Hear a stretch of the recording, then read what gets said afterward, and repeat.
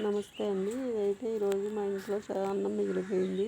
చాలా అన్నం ఉంది. అందు గురించి వేస్ట్ చేయకుండా, ఇదైతే వేసవికాలం కదండి, అందు గురించి నేను ఇలాగా ఆరు బయట ఇలా మడత మంచం వేసి ఈ విధంగా ఆరబెట్టుకున్నాను.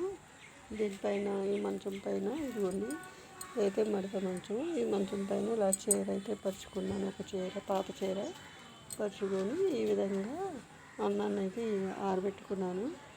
ఇలా ఆరబెట్టుకున్నది శుభ్రంగా ఇలా డ్రై అయిపోతాయండి, ఇలాగ ఆరిపోతాయి. ఇలా ఆరిపోయిన వాటిని మనం సాయంత్రం టైంలో కానీ, పిల్లలు ఏడ్చినప్పుడు కానీ నూనెలో వేసి వేపి బయటికి తీసిన తర్వాత కాస్త ఉప్పు కారం చిమ్మి ఇస్తే చాలా టేస్టీగా మరమరాల్లాగా అటుకుల్లాగా ఉంటాయండి. చాలా బాగుంటాయి.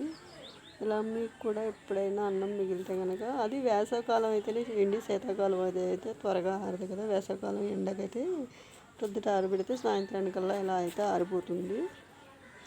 చద్దన్నం అనే కదండి, వేడన్నం అయినా సరే మనం ఇలాగా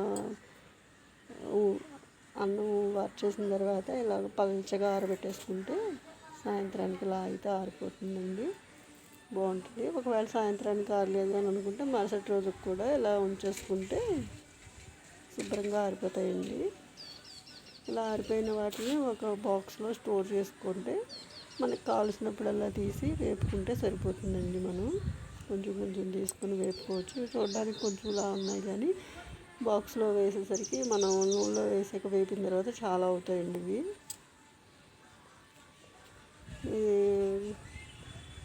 అయితే ఒక పావు కేజీ రైస్ అన్నం అయితే మిగిలింది. ఇంకా నేనైతే ఇలాగా చేశానన్నమాట. ఎప్పుడైనా వేసవికాలం ఇలా మిగిలితే కనుక నేను ఈ విధంగా చేస్తాను. మీకు కూడా నచ్చినట్లయితే ఈ విధంగా చేసుకోండి. చద్దన్నమే కదా అని అనుకుంటారేమో. ఆరబెట్టుకునేటప్పుడు చాలా జాగ్రత్తగా పల్చగా ఆరబెట్టుకోండి. దగ్గరగా ముద్దలుగా మాత్రం వేయకండి. ఇలా ఎంత పల్చగా ఆరబెట్టుకుంటే అంత మంచిది, అంత త్వరగా ఆరిపోతాయి. కానీ ఆరిన తర్వాత మాత్రం ఇక మనం నూనెలో వేసి వేపుకొని తింటే మాత్రం చాలా టేస్టీగా ఉంటాయి. ట్రై చేసి చూడండి నచ్చినట్లయితే. చద్దన్నం అని అనుకుంటే మాత్రం నేనైతే చెప్పలేను. మీకు ఇష్టమైతేనే ఇలా చేసుకోండి.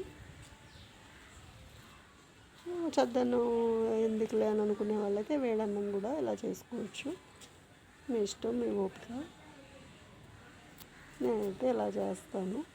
ఈ విధంగా ఇవన్నీ శుభ్రంగా ఆరిపోయిన తర్వాత డబ్బాలో స్టోర్ చేసుకొని నాకు కావాల్సినప్పుడల్లా నేను వేపుకొని మా పిల్లలకైతే పెడతానన్నమాట. ఉప్పు కారం చిమ్మి అయితే నూనెలో ఉండగా ఉప్పు కారం వేయకూడదండి. వేసి బయటికి తీసేసిన తర్వాత, వేయించి బయటికి తీసిన తర్వాత ఒక ప్లేట్లోకి అప్పుడు ఉప్పు కారం విడిగా చిమ్ముకొని అప్పుడు తినాలన్నమాట.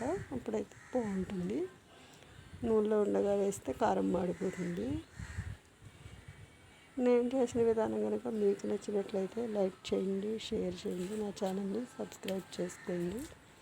ఇదండి మా వాకట్లో ఇలా బయట ఈ విధంగా ఇలా అయితే మంచం వేసి ఇలా అయితే ఆరబెట్టారనమాట. ఇదండి, నా ఛానల్ని సబ్స్క్రైబ్ చేసుకోండి.